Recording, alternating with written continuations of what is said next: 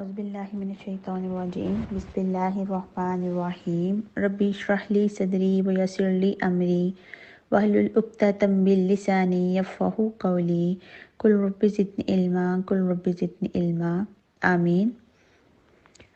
السلام علیکم ورحمۃ اللہ وبرکاتہ everyone. Dear sister, I hope you will be iman and you will be best of health inshallah ta'ala. Now آج اللہ تعالیٰ کے فضل و کرم سے ہم سورۃ النساء شروع کریں گے، اور سورۃ النساء کو بیان کرنے کے لیے مس طاہرہ شاہد، موسٹ ریسپیکٹڈ مس طاہرہ شاہد جو ہے وہ آپ کو سورۃ النساء کا تعارف، اس کی فضیلت، شان نزول پلس ترجمہ پلس تفسیر ڈیٹیل کے ساتھ آپ کے ساتھ انشاءاللہ تعالیٰ بیان کریں گی۔ تو آئیے سٹارٹ کرتے ہیں۔ بسم اللہ الرحمن الرحیم۔ سورۃ النساء کا تعارف، اس کا مقام نزول۔ سورۃ النساء مدینہ منورہ میں نازل ہوئی۔ اس کی رکوع اور آیات کی تعداد اس میں 24 رکوع اور 176 آیتیں ہیں۔ نساء نام رکھے جانے کی وجہ، عربی میں عورتوں کو نساء کہتے ہیں، اور اس صورت میں باکثرت وہ احکام بیان کیے گئے ہیں جن کا تعلق عورتوں کے ساتھ ہے، اس لیے اسے سورۃ النساء کہتے ہیں۔ حضرت عمر فاروق رضی اللہ تعالیٰ عنہ فرماتے ہیں، سورہ بقرہ، سورہ نساء، سورہ مائدہ اور سورہ حج اور سورہ نور سیکھو، کیونکہ ان صورتوں میں فرض علوم بیان کیے گئے ہیں۔ حضرت عبداللہ بن عباس رضی اللہ تعالیٰ عنہما فرماتے ہیں، جس نے سورہ نساء پڑھی تو وہ جان لے گا کہ وراثت میں کون کس سے محروم ہوتا ہے اور کون کس سے محروم نہیں ہوتا۔ حضرت عمر فاروق رضی اللہ تعالیٰ عنہ فرماتے ہیں، جس نے سورہ بقرہ، سورہ آل عمران اور سورہ نساء پڑھی تو وہ اللہ تعالیٰ کی بارگاہ میں حکمت والے لوگوں میں سے لکھا جائے گا۔ سورہ نساء کے مضامین۔ اس سورت کا مرکزی مضمون یہ ہے کہ اس میں یتیم بچوں، عورتوں کے حقوق اور ان کے متعلق سے احکام بیان کیے گئے ہیں، جیسے یتیم بچوں کے مال کو اپنے مال میں ملا کر کھا جانے کو بڑا گناہ قرار دیا گیا ہے۔ ناسمجھ یتیم بچوں کا مال ان کے حوالے کرنے سے منع کیا گیا ہے، اور جب وہ شادی کے قابل اور سمجھدار ہو جائیں تو ان کا مال ان کے سپرد کر دینے کا حکم دیا گیا ہے۔ یتیموں کے مال ناحق کھا جانے پر وعید بیان کی گئی ہے۔ اسی طرح عورتوں کا مہر انہیں دینے کا حکم دیا گیا ہے، اور مہر سے متعلق چند اور مسائل بیان کیے گئے ہیں۔ میراث دیا گیا ہے۔ میراث کے احکام کے تفصیل کے ساتھ بیان کیے گئے ہیں، کن لوگوں کی توبہ مقبول ہے اور کن لوگوں کی توبہ قبول نہیں کی جائے گی۔ شوہر بیوی کے ایک دوسرے پر حقوق اور ازدواجی زندگی کے رہنما اصول بیان کیے گئے ہیں۔ مال اور خون میں مسلمانوں کے اجتماعی معاملات کے احکام بیان کیے گئے ہیں۔ کبیرہ گناہوں سے بچنے کی فضیلت بیان کی گئی ہے۔ حسد سے بچنے کا حکم دیا گیا ہے۔ نیز تکبر، بخل اور ریاکاری کی مذمت بھی بیان کی گئی ہے۔ جہاد کے بارے میں احکامات بیان کیے گئے ہیں۔ قتل کے بارے میں احکام، ہجرت کے بارے میں احکام اور نماز خوف کا طریقہ بتایا گیا ہے۔ نیک اعمال کرنے اور گناہوں سے توبہ کرنے کی تلقین کی گئی ہے۔ اخلاقی اور ملکی معاملات کے اصول اور جنگ کے بعض احکام بیان کیے گئے ہیں۔ منافقوں، عیسائیوں اور بطور خاص یہودیوں کے خطرات سے مسلمانوں کو آگاہ کیا گیا ہے۔ اس سورت کے آخر میں حضرت عیسیٰ علیہ السلام کے بارے میں عیسائیوں کی گمراہیوں کا ذکر کیا گیا ہے۔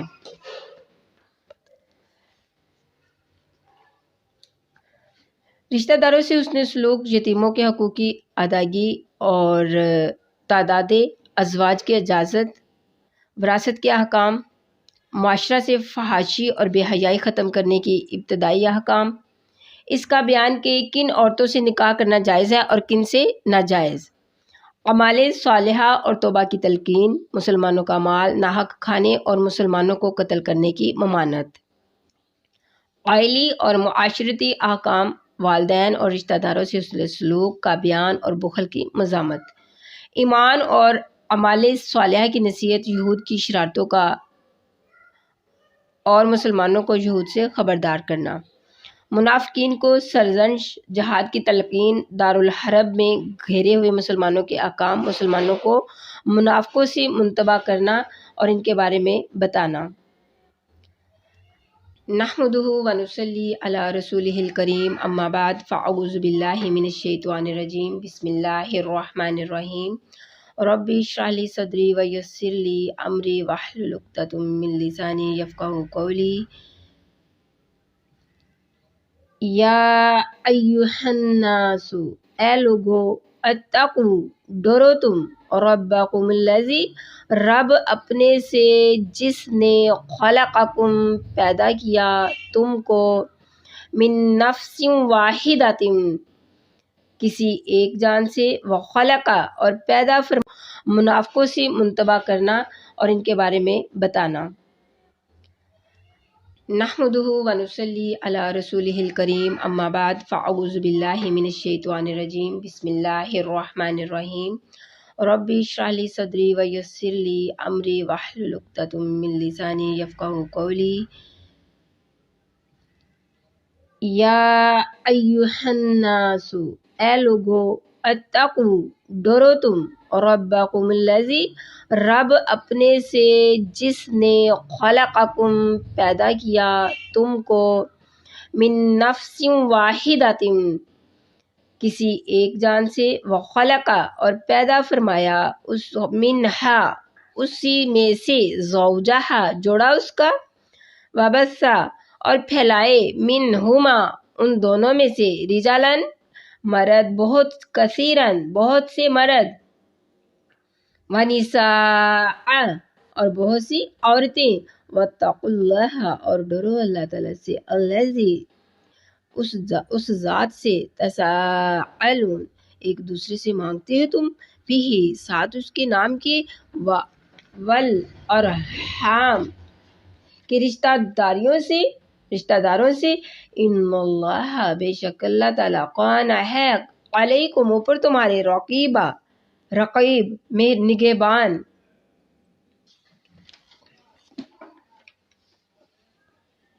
اس آیت مبارکہ میں تمام بنی آدم کو خطاب کیا گیا ہے اور سب کو تقوی کا حکم دیا گیا ہے۔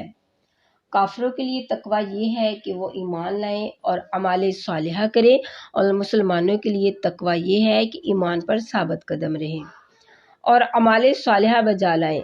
ہر ایک کو اس کے مطابق تقوی کا حکم ہوگا۔ اس کے بعد یہاں چند چیزیں بیان فرمائی جا رہی ہیں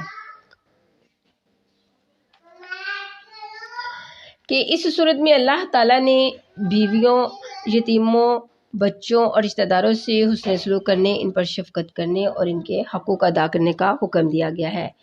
اس آیت میں رشتہ داروں سے حسن سلوک کرنے اور قطع تعلق کرنے سے منع کیا گیا ہے۔ اس کی یہ علت بیان فرمائی کہ تم سب لوگ ایک مرد اور ایک عورت سے پیدا کیے گئے ہو، کیونکہ انسان سرخ، سفید، سیاہ رنگ میں مختلف ہے، قد اور قامت میں مختلف ہے، خوبصورت ہے اور بدصورت ہونے اور نسل اور نسب میں مختلف ہے۔ اس کے باوجود سب انسانوں کی بنیادی شکلیں ہیں۔ اللہ سبحانہ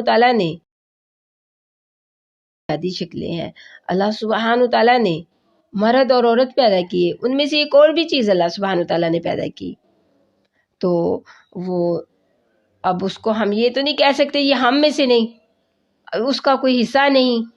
اکثریت یہ ہوتی ہے کہ جب تیسرا یعنی کہ ہم میں سے وہ پیدا ہو جاتا ہے تو ہم کہتے ہیں کہ اس کا کوئی حق نہیں، اس کو قطع تعلق کر دیتے ہیں، اس کو اپنے سے ضائع کر دیتے ہیں کہ اس کا اب ہم میں کوئی حق نہیں ہے اس کا، اور وضع قطع ایک ہے، اور یہ اسی کی دلیل ہے کہ سب ایک ہی شخص سے پیدا کیے گئے ہیں اور سب اس کی اولاد ہے، اس لیے رنگ اور نسل میں اختلاف کے باوجود ان سب کو ایک دوسرے پر رحم کرنا چاہیے اور ایک دوسرے کے کام آنا چاہیے۔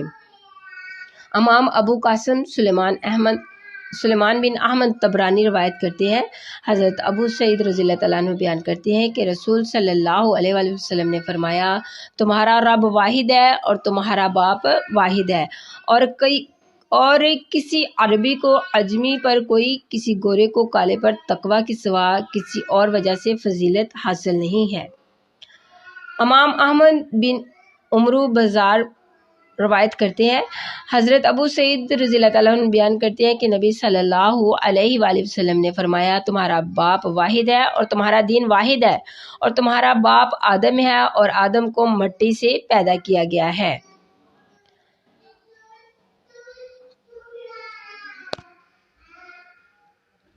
امام ابو یعلا احمد بن علی مسلی روایت کرتے ہیں، حضرت انس بن مالک بیان کرتے ہیں کہ ان کے 2 غلام تھے، ایک حبشی تھا اور دوسرا نبطی۔ وہ آپس میں لڑ پڑے اور ایک دوسرے کو برا بھلا کہنے لگے۔ ایک نے کہا اے حبشی، دوسرے نے کہا اے نبطی۔ نبی صلی اللہ علیہ وسلم نے فرمایا ایسا نہ کہو، تم دونوں محمد صلی اللہ علیہ وآلہ وسلم کے اصحاب میں سے ہو۔ حضرت جبیر بن مطعم رضی اللہ تعالیٰ عنہ روایت کرتے ہیں کہ نبی صلی اللہ علیہ وآلہ وسلم نے فرمایا رشتہ داروں سے قطع تعلق کرنے والا جنت میں ہرگز بھی داخل نہیں ہوگا۔ حضرت ابو ہریرہ رضی اللہ تعالیٰ عنہ بیان کرتے ہیں کہ نبی صلی اللہ علیہ وآلہ وسلم نے فرمایا رحمان کے اثار میں سے ایک اثر ہے۔ اللہ تعالیٰ نے رحم سے فرمایا جو تجھ سے وصل کرے گا میں اسے وصل کروں گا، اور جو تجھ کو قطع کرے گا میں اس کو قطع کروں گا۔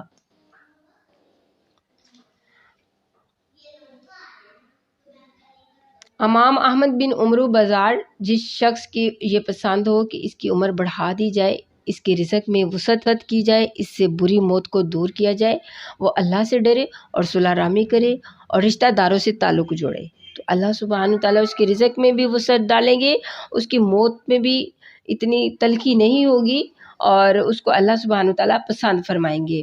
امام بزار کی سند صحیح ہے کہ ماسوا عاصم بن زمرہ کے، اور وہ بھی سکا ہے کہ حضرت ابو ہریرہ رضی اللہ عنہ بیان کرتے ہیں کہ رسول صلی اللہ علیہ وسلم نے فرمایا جس شخص میں یہ 3 خصلتیں ہوں اللہ تعالیٰ اس سے آسان حساب لے گا اور اس کو اپنی رحمت سے جنت میں داخل کر دے گا۔ صحابہ نے کہا اے اللہ کے نبی، آپ پر ہمارے ماں باپ فدا ہوں، وہ کون سی 3 خصلتیں ہیں؟ آپ نے فرمایا جو تم کو محروم کرے اس کو دو، جو تم سے قطع تعلق کرے اس سے قطع تعلق جوڑو، اور جو تم پر ظلم کرے اس کو معاف کرو۔ جب تم یہ کر لو گے تو اللہ کی رحمت سے تم جنت میں داخل ہو جاؤ گے۔ سبحان اللہ۔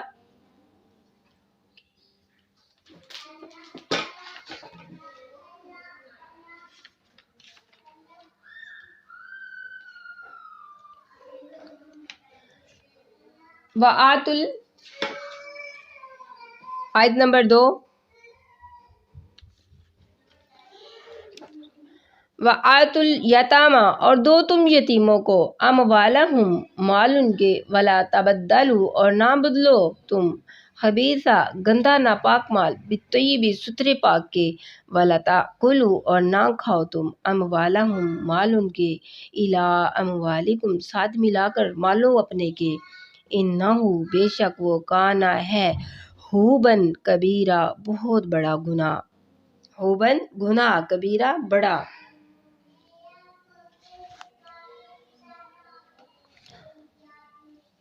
اس آیت میں یتیموں کے سرپرستوں کو خطاب ہے کہ جب یتیم بالغ ہو جائیں تو ان کے اموال ان کو دے دیے جائیں۔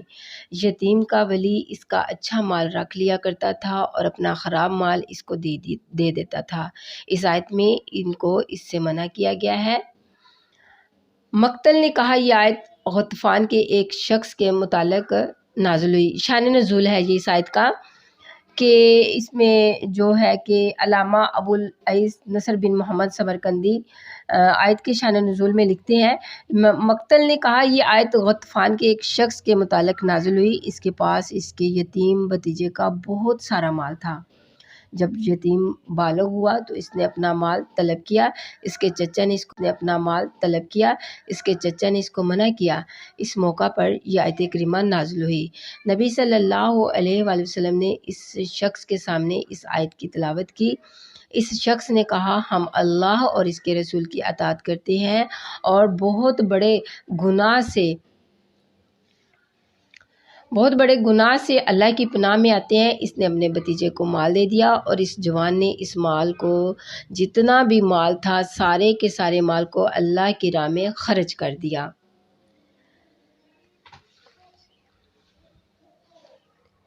امام ابن جریر، ابن منظر اور ابن ابی حاتم نے ابراہیم رحمۃ اللہ سے یہ قول نقل کیا ہے کہ ایسا نہ کرو کہ کھوٹا دو اور عمدہ لے لو۔ امام ابن جریر اور ابن ابی حاتم نے حضرت سعدی رحمۃ اللہ سے اس آیت کی تفسیر میں یہ قول نقل کیا ہے کہ لوگوں کا یہ طریقہ تھا کہ یتیم کے مال کو کیا کرتے تھے کہ اس کا جو اچھا مال ہوتا تھا اس کو رکھ لیتے، یعنی کہ یتیم کے مال سے موٹی بکری لے لیتے اور اس کی جگہ کمزور بکری چھوڑ دیتے اور کہتے کہ بکری کے بدلے بکری، عمدہ درہم لیتے اور اس کی جگہ چھوٹا جو ہے کہ کھوٹا درہم رکھ چھوڑتے اور کہتے کہ درہم کے بدلے درہم۔ ایسا بھی کرتے تھے ان کے اچھے کپڑے رکھ لیتے اور اپنے جو خراب ناقص کپڑے ہوتے وہ ان کو دے دیتے اور کہتے کہ تمہارے اس کے بدلے تمہارے پاس یہ چیز آ گئی۔ تو اللہ سبحانہ تعالیٰ اس کو پسند نہیں فرماتے، یتیم کا مال اسے اسی طرح واپس کرو۔ حضرت ابو ہریرہ رضی اللہ تعالیٰ عنہ بیان کرتے ہیں کہ رسول صلی اللہ علیہ وآلہ وسلم نے فرمایا 7 ہلاک کرنے والی چیزوں سے بچو۔ عرض کیا گیا کہ یا رسول اللہ وہ کیا کیا ہے؟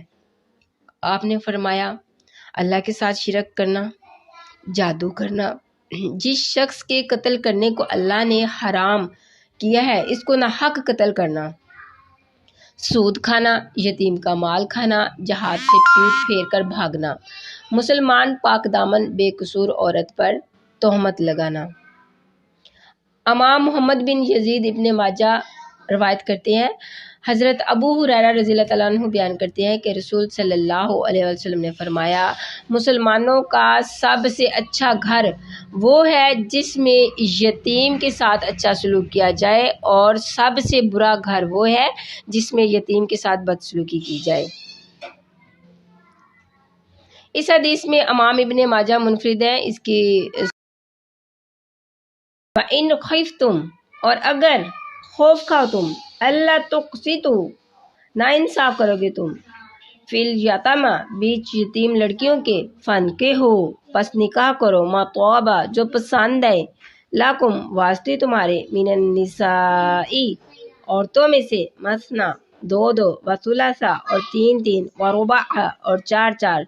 فَإِنْ خِفْتُمْ، پس پھر اگر خفتم، خوف کرو تم، اللہ یہ کہ نہ تعدلوا، انصاف کر سکو گے، فواحدۃ، پس ایک، او ما ملکت، یا جو مالک ہوئے، ایمانکم، دائیں ہاتھ تمہارے، ذالک، یہ، ادنا، زیادہ نزدیک ہے اس سے، اللہ یہ کہ نہ تعلو، ظلم کرو تم۔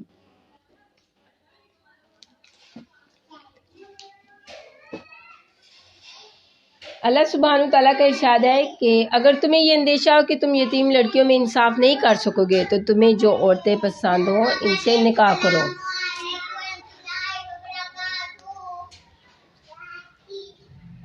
نکاح کی ترغیب اور فضیلت کے متعلق احادیث۔ امام محمد بن اسماعیل حضرت عبداللہ بن مسعود رضی اللہ تعالیٰ عنہ بیان کرتے ہیں رسول صلی اللہ علیہ وآلہ وسلم نے فرمایا اے نوجوانوں کے گروہ، تم میں سے جو شخص گھر بسانے کی طاقت رکھتا ہو وہ نکاح کر لے، کیونکہ نکاح نظر کو زیادہ نیچے رکھتا ہے اور شرمگاہ کی زیادہ حفاظت کرتا ہے، اور تم میں سے جو شخص نکاح کی طاقت نہیں رکھتا وہ روزے رکھے، کیونکہ روزے اس کی شہوت کو کم کریں گے۔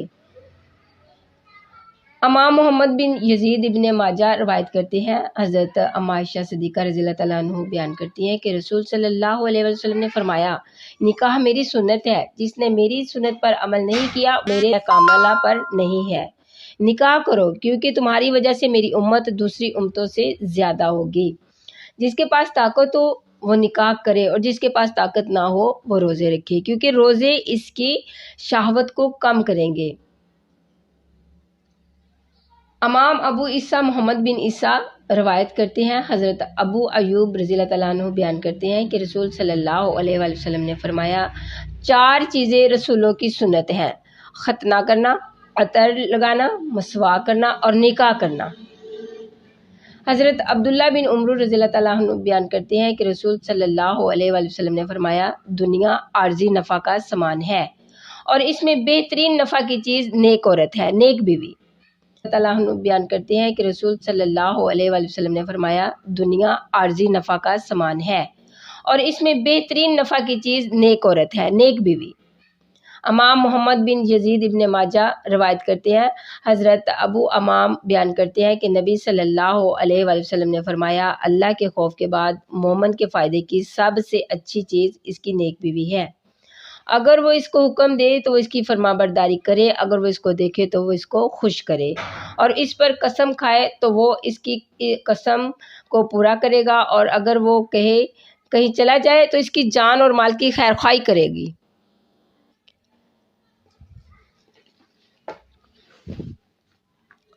اس حدیث کی سند میں علی بن یزید بن جدعان ضعیف ہے، لیکن اس حدیث کو ایک شاہد ہے کہ حضرت انس بن مالک رضی اللہ تعالیٰ عنہ بیان کرتے ہیں کہ نبی صلی اللہ علیہ وسلم کی ازواج کے حجروں کے پاس تین شخص آئے اور انہوں نے نبی صلی اللہ علیہ وآلہ وسلم سے کہا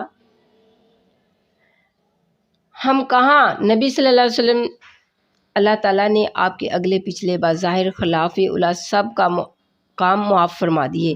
ان میں سے ایک نے کہا میں تو ہمیشہ ساری رات نماز پڑھوں گا، دوسرے نے کہا میں ہمیشہ ساری عمر روزے رکھوں گا، تیسرے نے کہا کہ میں عورتوں سے الگ رہوں گا اور ساری عمر نکاح نہیں کروں گا۔ سو رسول صلی اللہ علیہ وسلم تشریف لائے اور آپ نے فرمایا تم لوگوں نے اس طرح کہا تھا، با خدا میں تم سب لوگوں سے زیادہ اللہ سے ڈرنے والا ہوں، لیکن میں روزے بھی رکھتا ہوں اور افطار بھی کرتا ہوں، میں نماز بھی پڑھتا ہوں اور سوتا بھی ہوں اور عورتوں سے نکاح بھی کرتا ہوں، سو جس نے میری سنت سے اعراض کیا وہ میرے طریقہ کاملہ پر نہیں۔ حضرت ابو ہریرہ رضی اللہ تعالیٰ عنہ بیان کرتے ہیں نبی صلی اللہ علیہ وآلہ وسلم نے حضرت ابو ہریرہ رضی اللہ تعالیٰ عنہ بیان کرتے ہیں کہ نبی صلی اللہ علیہ وسلم نے فرمایا کسی عورت سے 4 سبب سے نکاح کیا جاتا ہے، اس کے مال کی وجہ سے، اس کے حسب آباء و اجداد کا شرف اور فضیلت کی وجہ سے، اس کی خوبصورتی کی وجہ سے اور اس کی دینداری کی وجہ سے۔ تم اس کو اس کی دینداری کی وجہ سے طلب کرو، تمہارے خاک آلودہ ہوں۔ امام احمد بن حنبل روایت کرتے ہیں، حضرت ابو سعید خدری رضی اللہ تعالیٰ عنہ بیان کرتے ہیں کہ رسول صلی اللہ علیہ وسلم نے فرمایا کئی خصلتوں کی وجہ سے عورت سے نکاح کیا جاتا ہے، اس کے حسن کی وجہ سے، اس کے مال کی وجہ سے، اس کے عمدہ اخلاق کی وجہ سے اور اس کی دینداری کی وجہ سے۔ تم دیندار اور اچھی اخلاق والی سے نکاح کرو، تمہارے ہاتھ خاک آلودہ ہوں۔ امام احمد بن شعیب نسائی روایت کرتے ہیں، حضرت انس رضی اللہ تعالیٰ عنہ بیان کرتے ہیں کہ رسول صلی اللہ علیہ وآلہ وسلم نے فرمایا دنیا کی یہ چیزیں میرے نزدیک محبوب کی گئی ہیں، عورتیں، خوشبو اور میری آنکھوں کی ٹھنڈک نماز میں بنائی گئی ہے۔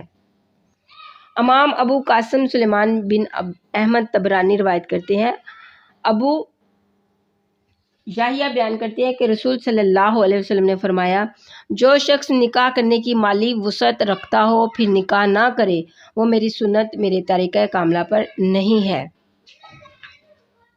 یہ حدیث مرسل ہے اور اس کی سند حسن ہے۔ امام ابو یعلا احمد بن علی روایت کرتے ہیں، عبید بن سعد نبی صلی اللہ علیہ وسلم سے روایت کرتے ہیں کہ آپ نے فرمایا جو میری فطرت سے محبت رکھتا ہے وہ میری سنت پر عمل کرے اور میری سنت سے نکاح ہے۔ حضرت ابن عباس رضی اللہ تعالیٰ عنہ بیان کرتے ہیں کہ رسول صلی اللہ علیہ وسلم نے فرمایا اے قریش کے جوانوں، زنا نہ کرو، جس سے اپنی شرمگاہ کی حفاظت کی اس کے لیے جنت ہے۔ حضرت ابو ہریرہ رضی اللہ تعالیٰ عنہ بیان کرتے ہیں کہ رسول صلی اللہ علیہ وسلم نے فرمایا جب انسان مر جاتا ہے تو 3 چیزوں کے سوال اس کے اعمال منقطع ہو جاتے ہیں، صدقہ جاریہ، یا وہ علم جس سے نفع حاصل کیا جائے، یا نیک بیٹا جو اس کے لیے دعا کرے۔ امام ابو داؤد سلیمان بن اشعث روایت کرتے ہیں، حضرت معقل بن یسار رضی اللہ تعالیٰ عنہ بیان کرتے ہیں کہ نبی صلی اللہ علیہ وسلم کے پاس ایک شخص آیا اور اس نے کہا کہ مجھے ایک معزز خاندان کی خوبصورت عورت ملی ہے لیکن وہ بھانج ہے، کیا میں اس سے نکاح کر لوں؟ آپ نے فرمایا نہیں۔ اس نے پھر دوسری بار اور تیسری بار پوچھا، آپ نے فرمایا خاوند سے محبت کرنے والی اور بچہ پیدا کرنے والی عورت سے نکاح کرو، کیونکہ میں تمہاری کثرت کی وجہ سے امتوں پر فضیلت حاصل کروں گا۔ نکاح کی حکمتیں اور فوائد۔ نکاح کے ذریعے نسل انسان کا فروغ ہوتا ہے، اور انسان میں شہوت اس لیے رکھی گئی ہے کہ مذکر بیج کا اخراج کرے اور مونس کی کھیتی میں اس کی کاشت کرے۔ اللہ تعالیٰ چاہتا ہے تو اس کے بغیر بھی نسل انسانی کی افزائش کر سکتا تھا، لیکن اللہ سبحانہ تعالیٰ کی حکمت کا یہ تقاضا تھا کہ اسباب کا مسیحیات پر ترتب ہو۔ مسلمان کو چاہیے کہ وہ اللہ تعالیٰ کے حکم کی اطاعت کی وجہ سے اولاد کی طلب کی کوشش کرے اور رسول صلی اللہ علیہ وآلہ وسلم سے محبت کا اخراج کرے اور مونس کی کھیتی میں اس کی کاشت کرے۔ اللہ تعالیٰ چاہتا ہے تو اس کے بغیر بھی نسل انسانی کی افزائش کر سکتا تھا، لیکن اللہ سبحانہ تعالیٰ کی حکمت کا یہ تقاضا تھا کہ اسباب کا مسیحیات پر ترتب ہو۔ مسلمان کو چاہیے کہ وہ اللہ تعالیٰ کے حکم کی اطاعت کی وجہ سے اولاد کی طلب کی کوشش کرے اور رسول صلی اللہ علیہ وآلہ وسلم سے محبت کی وجہ سے آپ کی امت کو بڑھانے کی کوشش کرے۔ نکاح کے ذریعے اولاد کا حصول ہوتا ہے اور انسان کو نیک اولاد کی دعائیں حاصل ہوتی ہیں، جو بعض اوقات اس کی بخشش کا ذریعہ بن جاتی ہیں۔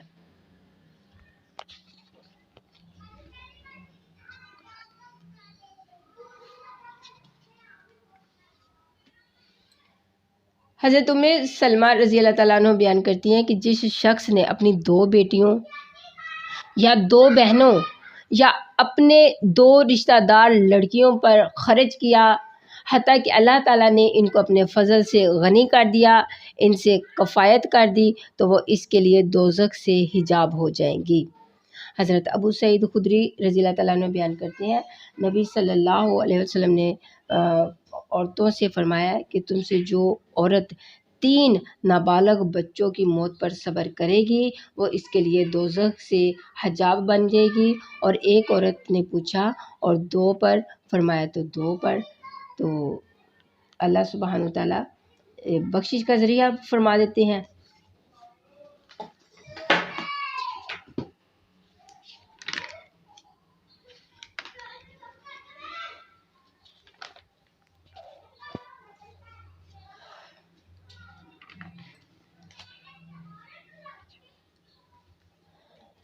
فَإِنْ خِفْتُمْ أَلَّا تَعْدِلُوا، پھر اگر تمہیں عدل نہ کر سکنے کا ڈر ہو کہ آج تمہیں 4 تک شادیاں کرنے کی اجازت دی گئی ہے، لیکن اس کے ساتھ فرمایا کہ اگر تمہیں اس بات کا ڈر ہو کہ 1 سے زیادہ شادیاں کرنے کی صورت میں سب کے درمیان عدل نہیں کر سکو گے، تو صرف 1 سے شادی کرو۔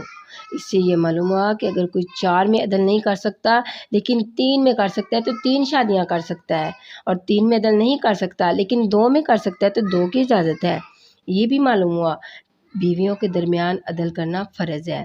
اگر انسان جو ہے یعنی کہ وہ اپنی بیویوں کے ساتھ اچھے طریقے سے عدل نہیں کر رہا، ان سے اچھا برتاؤ نہیں کر رہا ایک جیسا، تو اللہ سبحانہ تعالیٰ اسے قیامت کے دن آدھے دھڑ سے اٹھائیں گے۔ بڑی تکلیف دہ بات ہے۔ اولاد کی دعائیں حاصل ہوتی ہیں، جو بعض اوقات اس کی بخشش کا ذریعہ بن جاتی ہیں۔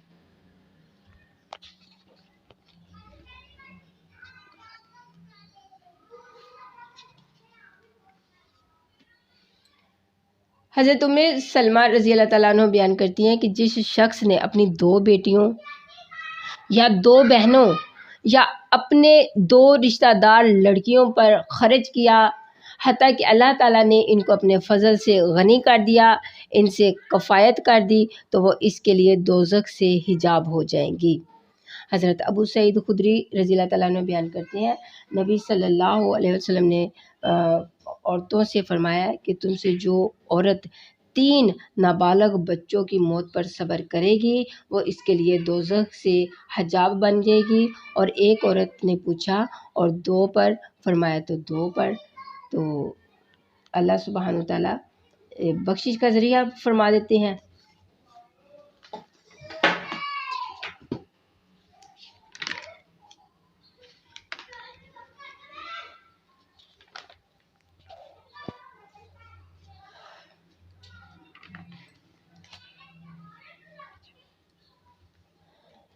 فَإِنْ خِفْتُمْ اللہ تعدلوا، پھر اگر تمہیں عدل نہ کر سکنے کا ڈر ہو کہ آج تمہیں 4 تک شادیاں کرنے کی اجازت دی گئی ہے، لیکن اس کے ساتھ فرمایا کہ اگر تمہیں اس بات کا ڈر ہو کہ ایک سے زیادہ شادیاں کرنے کی صورت میں سب کے درمیان عدل نہیں کر سکو گے تو صرف ایک سے شادی کرو۔